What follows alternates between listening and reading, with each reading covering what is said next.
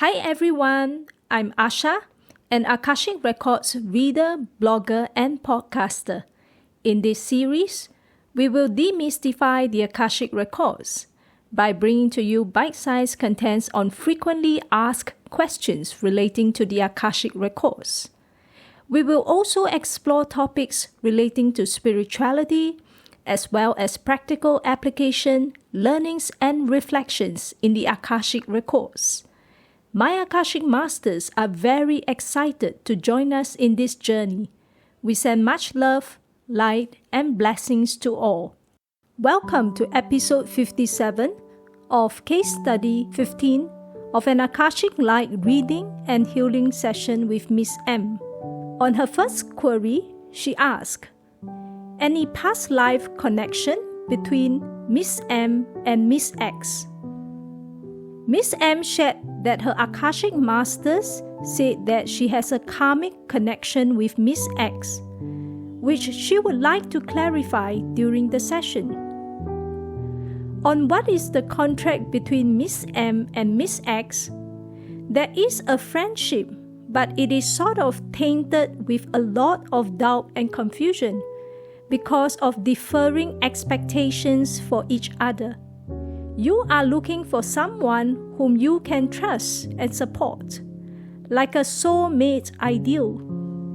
But from Miss X's perspective, it is purely more like a friend in the work context.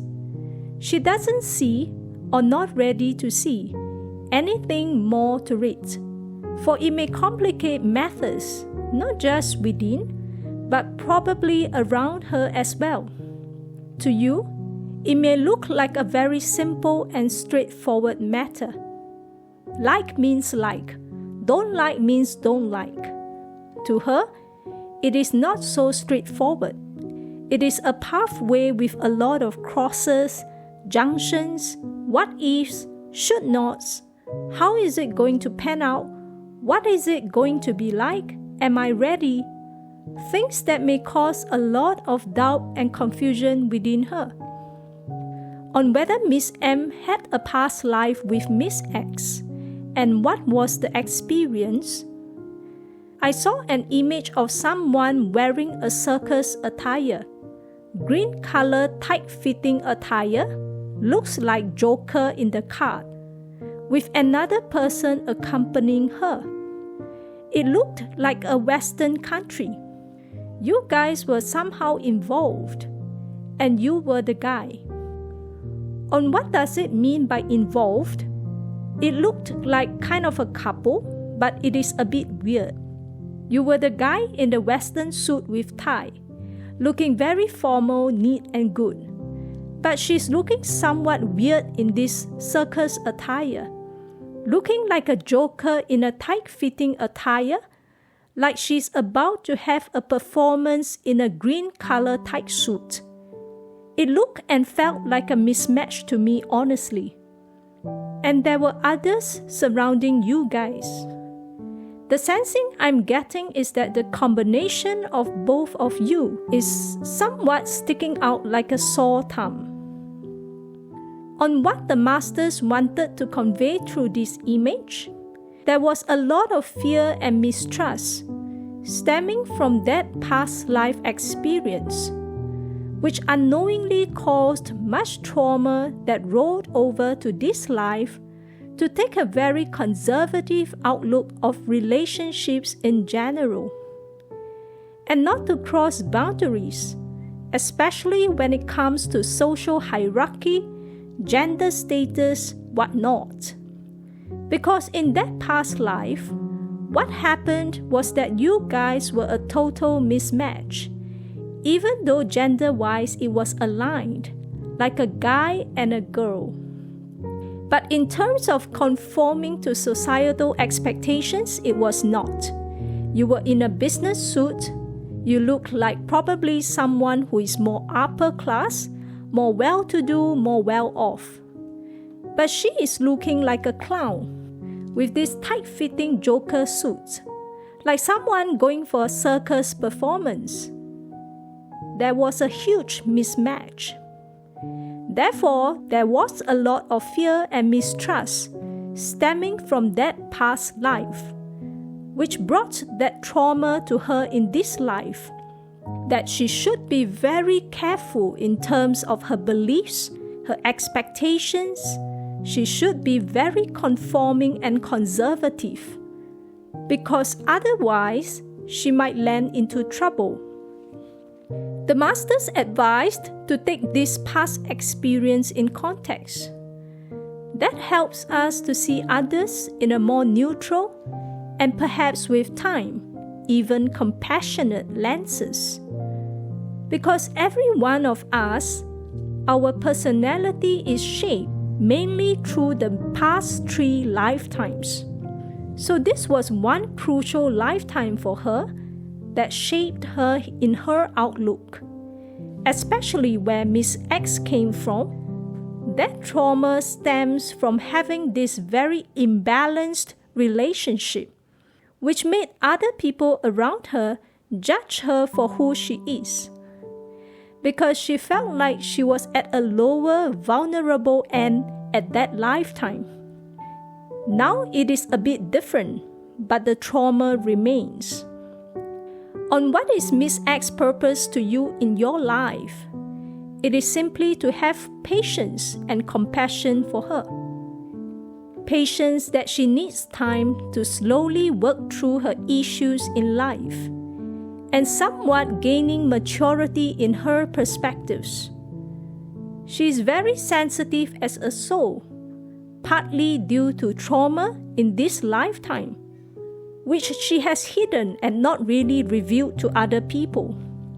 So it calls for us as friends to really be very patient, respecting her boundaries. The fact that she doesn't want to reveal so much is because she's very scared that she will get hurt if others judge her, or if others sort of implicate her in future, like use her secret information to her disadvantage in future. That's why she keeps her cards close to her chest. She doesn't reveal much. She doesn't trust herself, therefore she doesn't trust others. In the same vein, she doesn't trust much about God or source or creator, or into spirituality or whatnot. This experience with her helps us to develop the lenses of compassion. She sort of becomes a mirror for the issues that you have to work through with your dad. It is a lesson that your soul chose to master in this lifetime. At home, you have your dad. In the work, you have some other replica to sort of remind you that these are the issues to work on. When a soul has mastered the lessons will change. Or that the same issue will no longer become a sore thumb to you. So this is what you need to learn through her and from her. The patience to really accept her for who she is, respecting her boundaries, that she is a very sensitive soul. She is who she is because she has been hurt through all the trauma, be it past or present lifetimes, even if she may not be fully aware of, and having compassion to just accept her for who she is. We don't necessarily have to commit ourselves or our energy for her beyond what we are capable of, because sometimes it might become very exhausting for us. Like the more we give or endlessly throw ourselves in, it feels like we are selling our souls away. Not to that extent, but to the extent where you still feel comfortable, you still feel that you can hold your light. She is not dimming your light in any way, not exhausting you. You can still maintain a very cordial relationship with her with no expectations how things will turn out.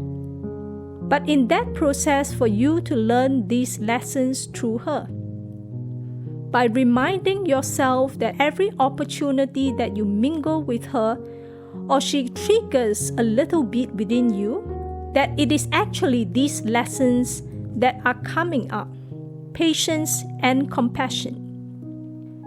On what is your purpose in Miss X's life? It is to remind her that things are not so rigid and conforming. There is always flexibility in everything, including perspectives in life. That things are not always unfolding in a set way.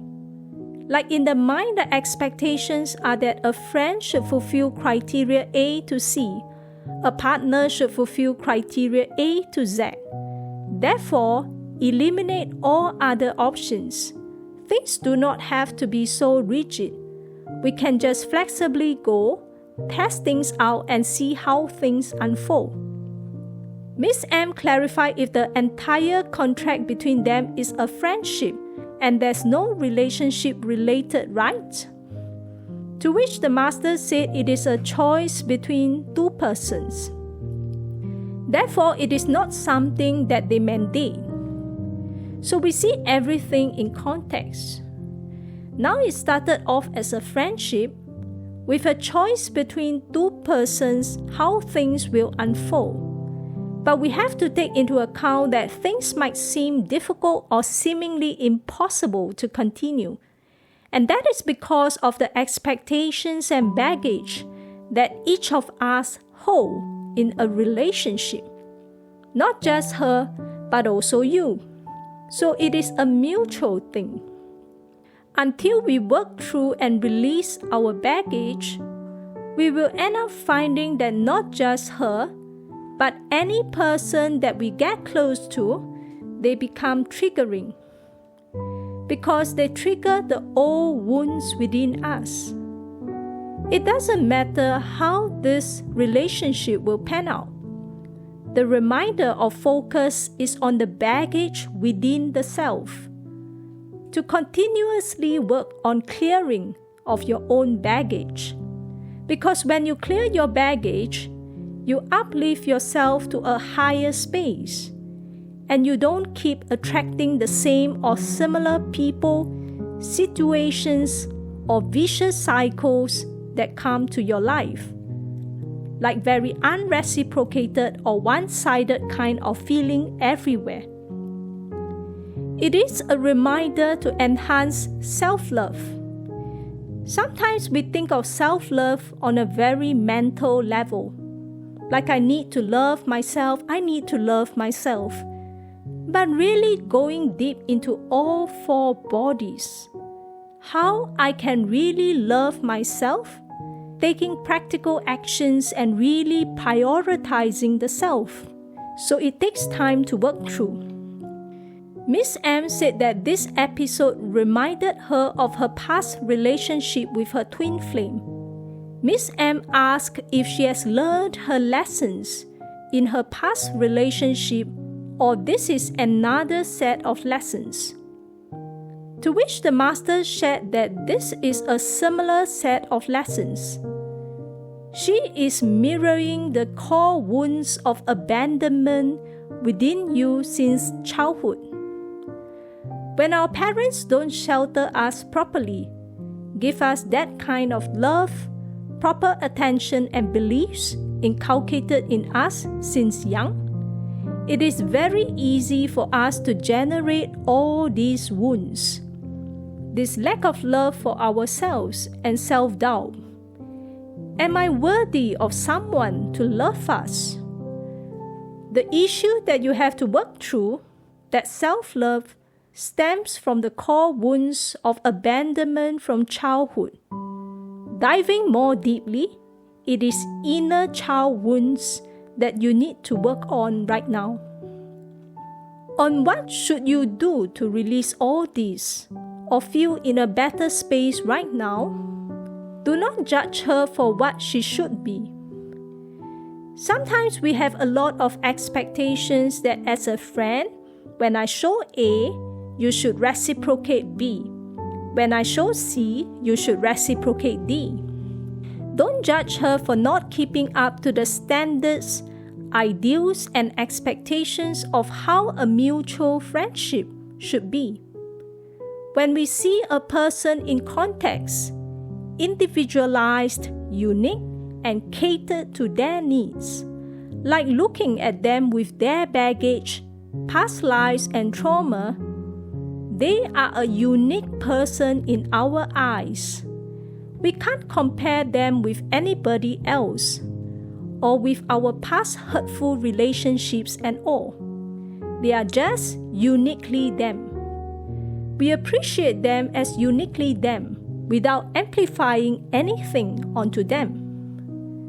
For example, when they don't respond or they use certain choice of words, we don't assume that they are implying this or that. Or by this kind of gesture of ignoring me, say on WhatsApp, we don't assume they are implying this and that.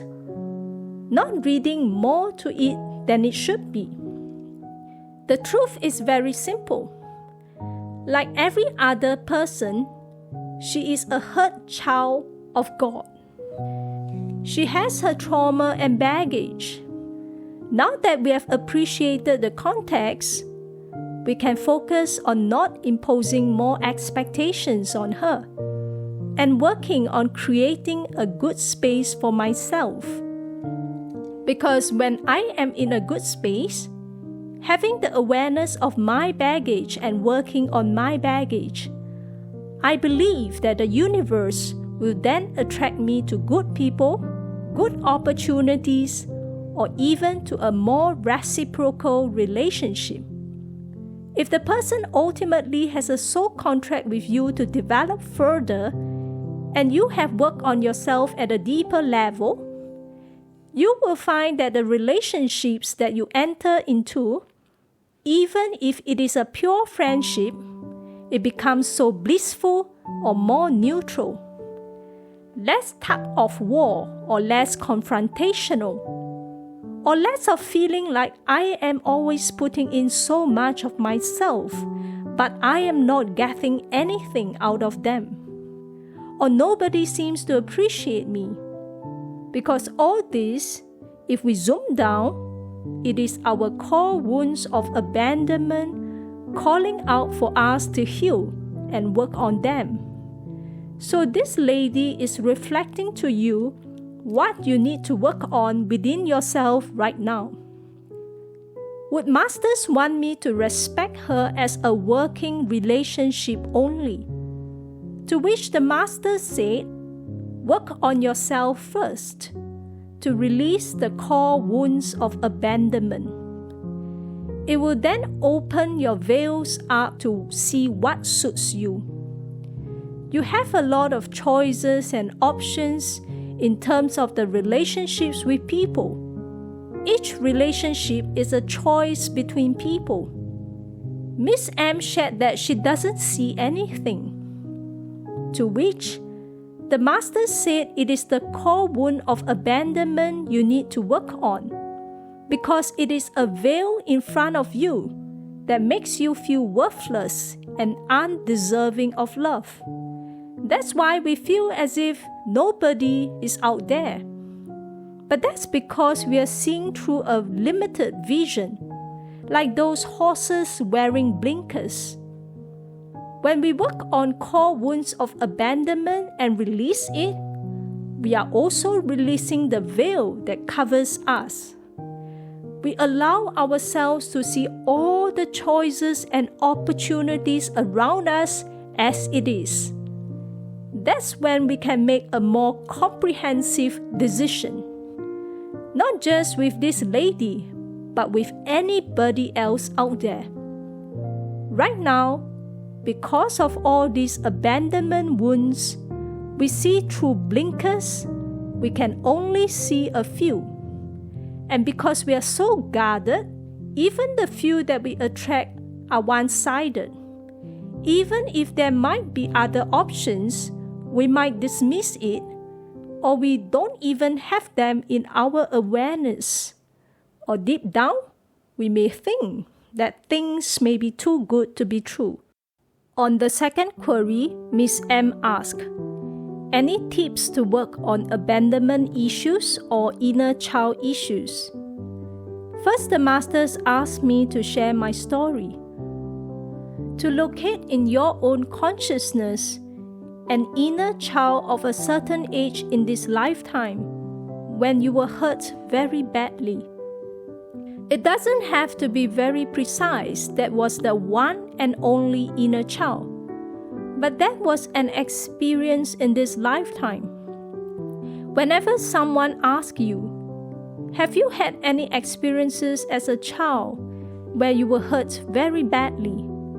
That is the image that comes up, and that is the child that you are supposed to work with.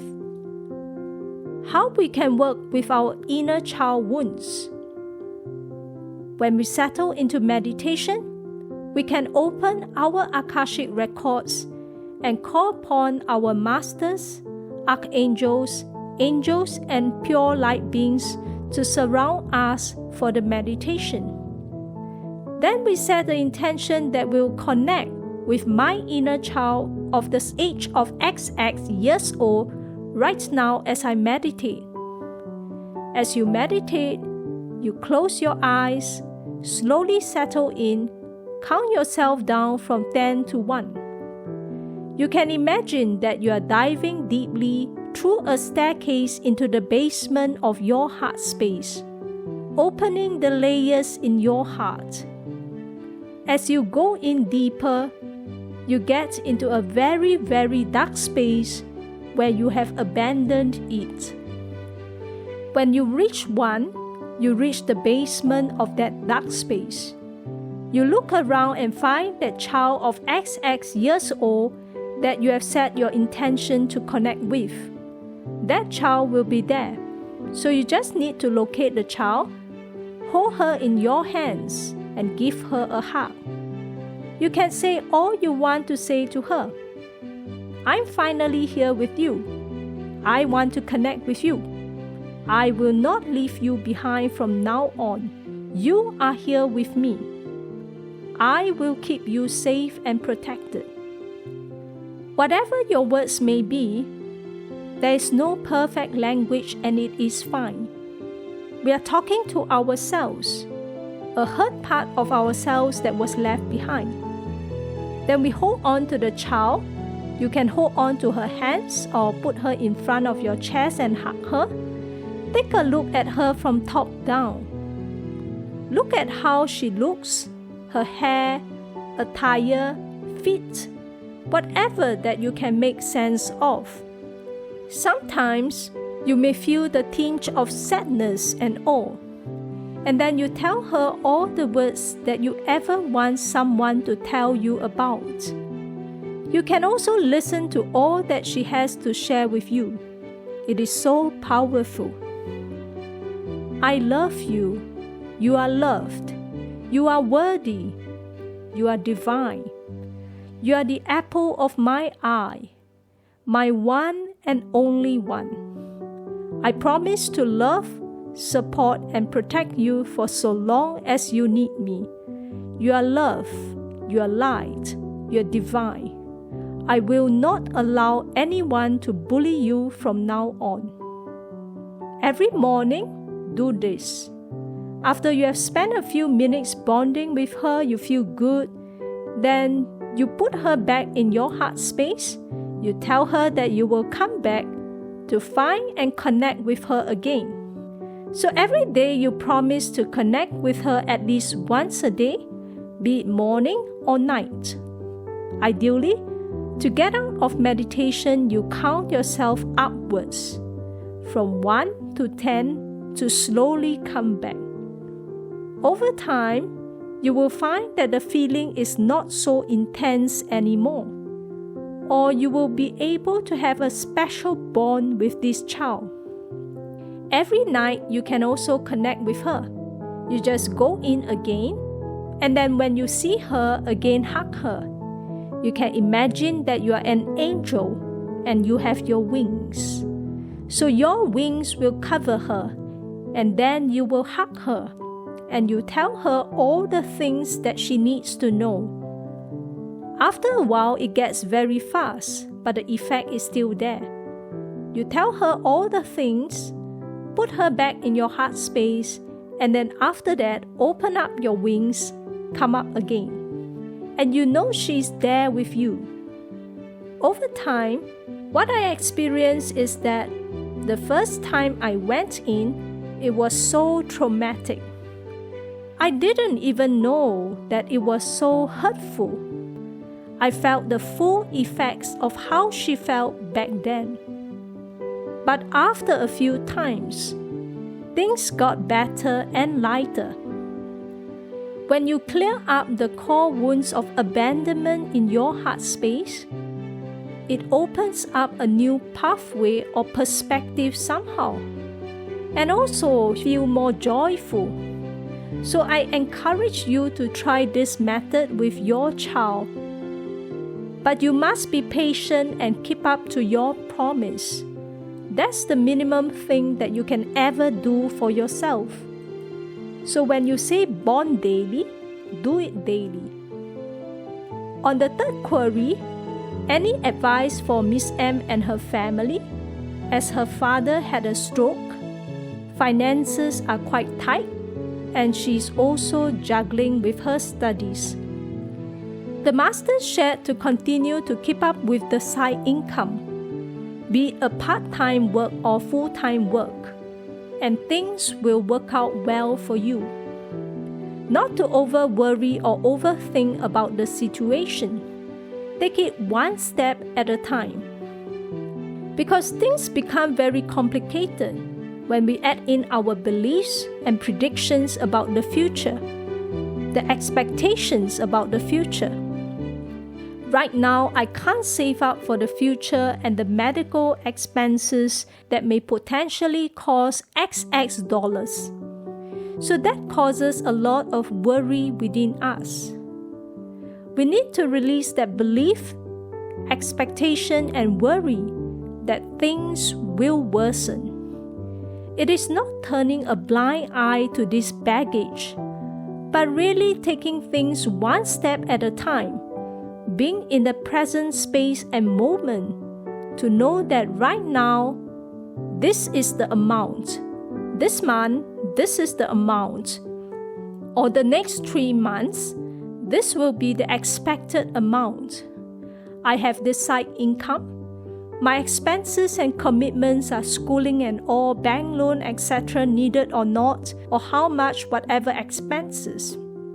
For the medical bills, what are the options available? How are we going to finance? Where are the sources to finance? How much is my contribution to it? Like taking it very logical and systematic. Almost like an Excel sheet analysis of this month plus rolling 3 months ahead. That will take away unnecessary fear and worry. Miss M shared that this is what she does. Right now, don't need to think of what will happen, say 1 or 2 or 5 or 10 years down the road. Then who is going to take care of him? Are we going to send him to the home or whatever? It becomes very complex because we don't have the necessary expense and resources to deal with all these in the future. But that's also putting ourselves all the way into the future, which we don't need to. So the masters say just focus, continue to do what you're already doing, your side work and school, having all the income you already have. Do an Excel sheet analysis that you may already have for this month and at most, you want to predict for the next 3 months. There's nothing to go further than that. And there's nothing to worry beyond that. And then, taking things one step at a time. Because then you can take your energy back to yourself and still do the best you can, what you can for yourself daily. In the fourth query, Miss M asked, is there any way she can try to forgive her father who had a stroke? Because she feels that he needs to be blamed for not taking care of himself. Miss M shared that even till now, when he is in the rehabilitation center, he's still very uncooperative. But seeing him sick also makes her feel sad. So it is a lot of emotions. The Master said that it is a soul contract why all of you are bonded together. And all of you are here to mutually help one another through the respective karma and lessons. Things pan out for him as it is because of all his karma. His soul had chosen certain lessons or undergo certain sufferings in a certain way. To a certain level, his soul had to commit to this kind of lessons and to undergo this kind of suffering.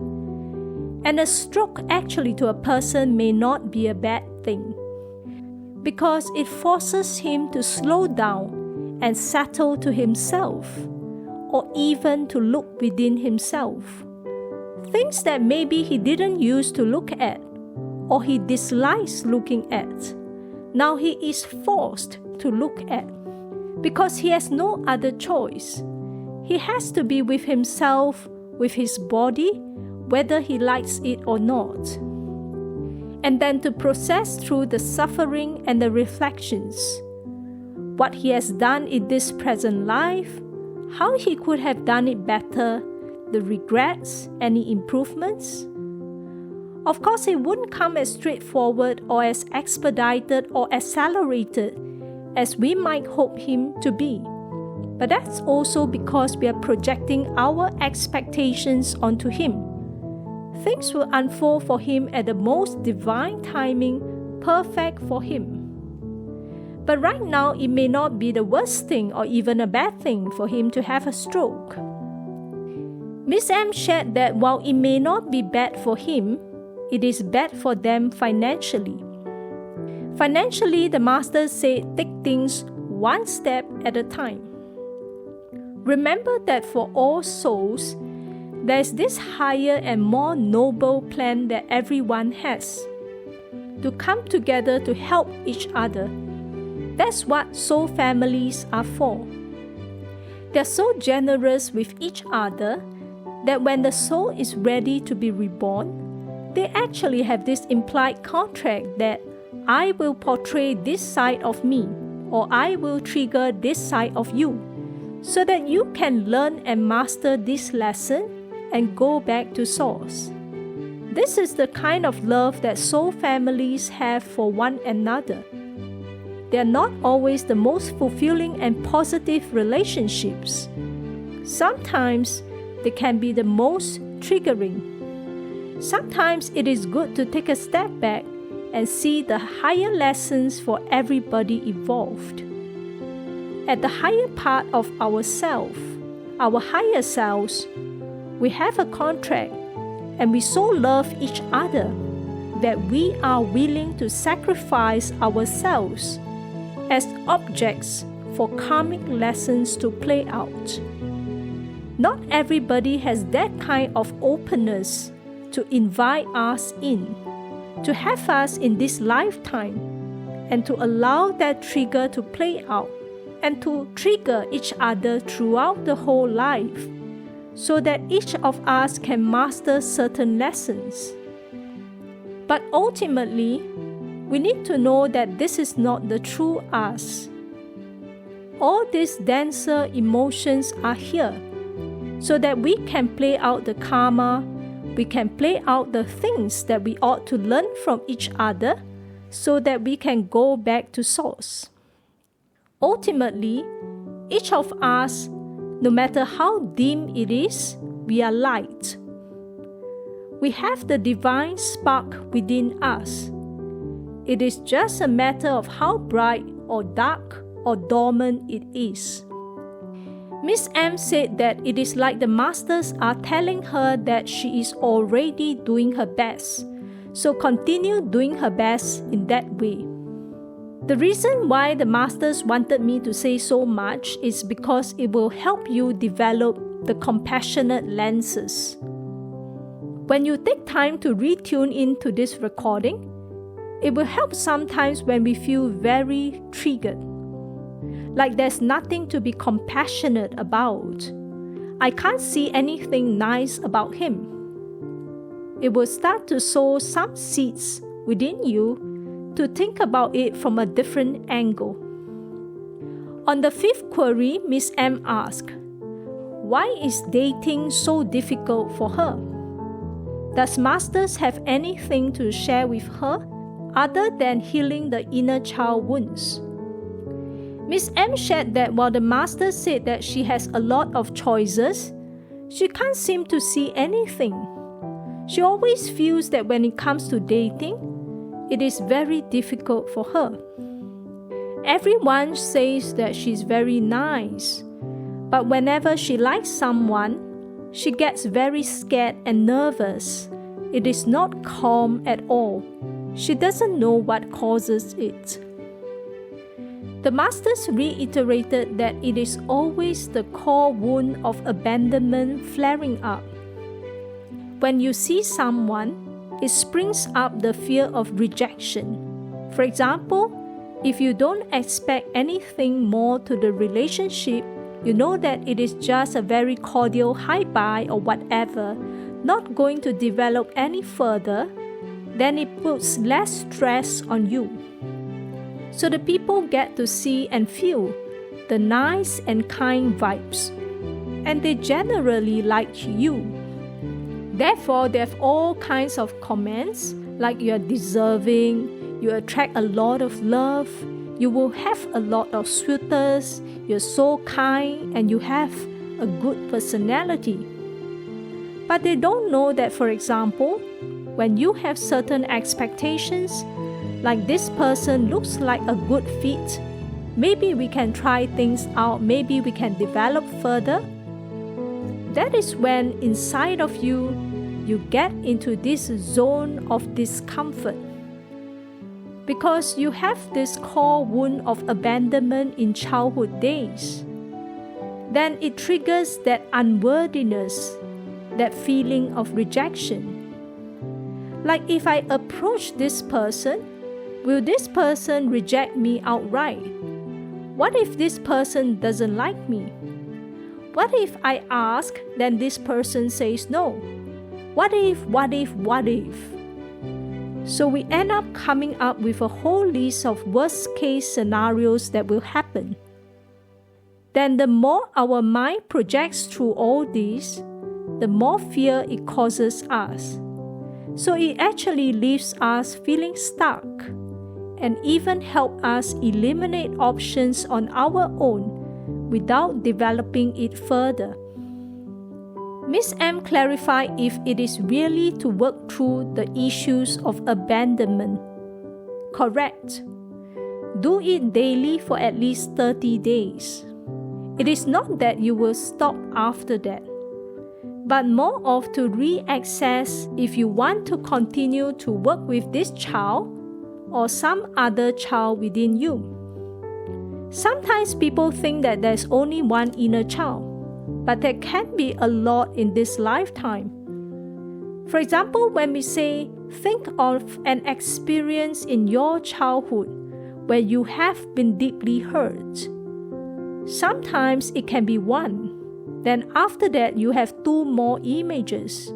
So that means there are 3 to work on. But you have to work on one at a time, each one for 30 days continuously. That's when you see results. Why? Because you really put in the effort to connect daily for 30 days.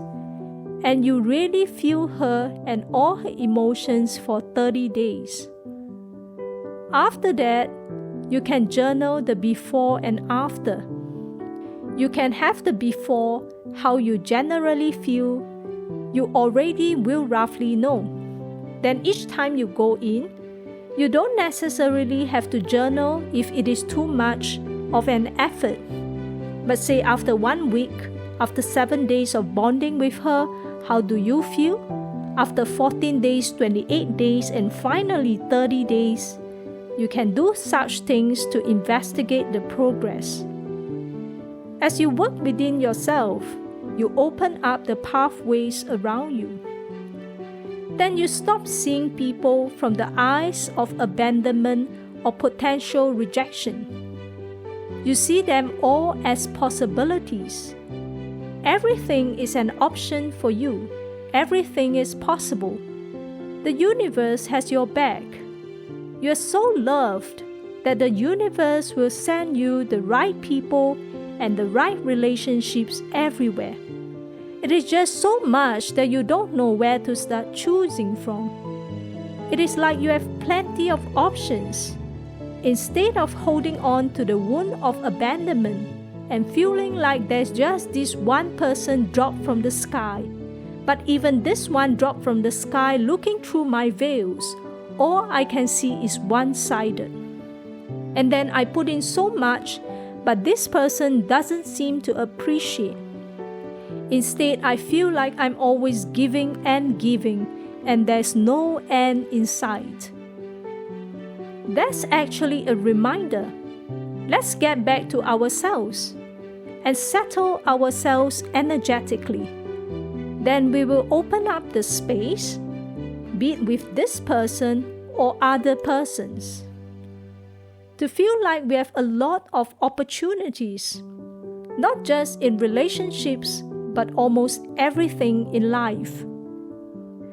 Miss M shared that when it comes to Miss X, it feels like the more she goes, the more she is pushed back, to which it is received because she is reflecting back to you that you are not very important or not very precious. That is what she is doing as a mirror. Your wound of abandonment is mirroring this back to you. Miss M asked between her twin flame versus Miss X, what is the difference in the learning lessons between these two people? Because she hardly ever sees someone like a mirror like Miss X, to which it is received. Both of them are pretty intensive lessons for you. But ultimately, it is the same or similar set of lessons. If you can't process it with one person, it will show up in the other person. As you unravel this within yourself, it will open things up in your own connections as well, improve things. That's why in the spiritual awakening journey, sometimes we undergo sort of a rebirth, dying of the old self and growth of the new self. That's what you're trying to work through now.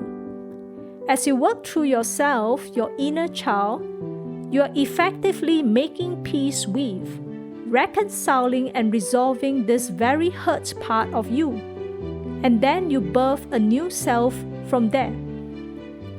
And when you birth a new self, you look at everyone, including your old connections, with new eyes. Then maybe it will reach a certain extent that so-called twin flames, right? It doesn't really matter the label. We know the connection from our heart, but it doesn't matter the label, and it doesn't matter who she is with right now, so long as she's happy. What is most important is, I am happy and I love myself, and I am in a good space myself. I have plenty of opportunities and possibilities. On the last query, Miss M asked, as we live in a heteronormative society, what do masters have to say about finding the same gender partner, or about relationships with the same gender after healing the inner child issue? What kind of advice will the masters give? Besides the core wounds of abandonment, another thing that you might want to look into is all those karmic wounds that have lots of trauma. They are not dismissing or disrespecting that unions can come in all forms, across all genders, across all possibilities. Because some souls came to this earth to experience fluid gender. That means sometimes they feel that they can take both, like bisexual, homosexual, or whatever combination. Their soul chose a multitude of experiences, not just one conforming experience. But at the same time, when we go through this route, there is a lot of uncertainties in life. And we don't want our old baggage flaring up at us in the face of these relationships. Therefore, when we want to enter into a relationship, be it with a guy or girl, we want heart-centered, meaningful, nurturing relationships. So we've got to make sure that all our possible triggers are resolved. The triggers, one of which is the core wound of abandonment. Another thing that sometimes lie unseen beneath the surface is all those karmic wounds. It also includes core wounds of abandonment, but it includes much more, known or unknown to us. Therefore, it is good when the opportunities arise to consider any cause relating to karma or any kind of working through karma. Keeping an open mind, just testing on yourself and seeing how it works out. Because the whole process of karmic release, whether one believes it or not, it works. And whether we need to identify everything or not, we don't have to. We just have to go through the process and observe for the next 6 months. So it is pretty intuitive. While there are some wounds that can be shed through the reading, there are a lot of messier ones that we don't really know it exists. So we want to remove all these triggers. Why? Because we want to be as clean and less disrupted a state as we can possibly be, with as much veils around us being removed, as much as we can possibly be, so that we can attract the right relationships, be it with a guy or girl. For karmic clearing sessions, take it slow but steadily. That means take it slow once a year.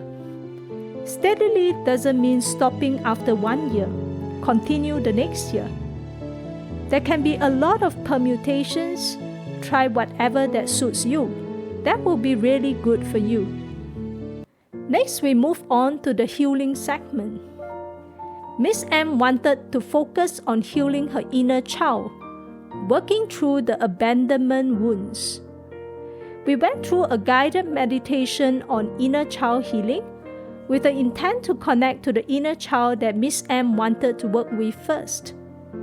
This is the overview of the steps taken. First, we called upon Miss M's Akashic Masters, Archangels, Angels, Higher Self, Oversoul, and all pure light beings to join her for the meditation. Next, we anchored ourselves to the central pillar of light, connected to the Mother Earth and the heavens above, and releasing people's opinions and judgments that do not serve her. Next, we set the intention to connect to Miss M's inner child of a certain age that she would like to connect with. For example, I want and intend to connect with my inner child of age XX years, or of this image that is shown in my vision now in my meditation. Then, visualize that there is a staircase in our heart where we will travel deeply into the basement of our heart space to connect and locate with this child. We did a slow count down from 10 to 1 as we went deeper within.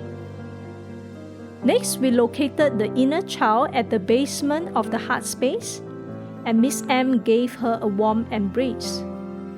Miss M was guided to bond with her inner child, to feel how she has been feeling all these years, to sense anything that she wants to share.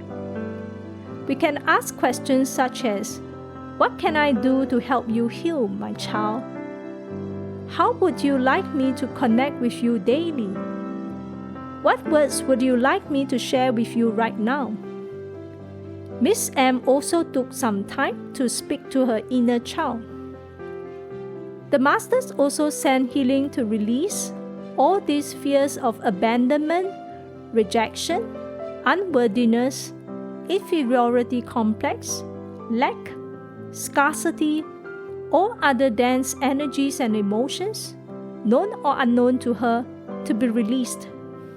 We also ran the Akashic Light clearings and activations for inner child healing and release. These are energetic commands that assist the body to create more space, release the past baggage and density, so that we are able to move forward with more ease, grace, and confidence. Miss M and her inner child were surrounded with gold light. Then we called upon Archangel Chamuel to send pink rays of unconditional love to Miss M and her inner child, filling their hearts with love, giving them the divine love that they rightfully deserve.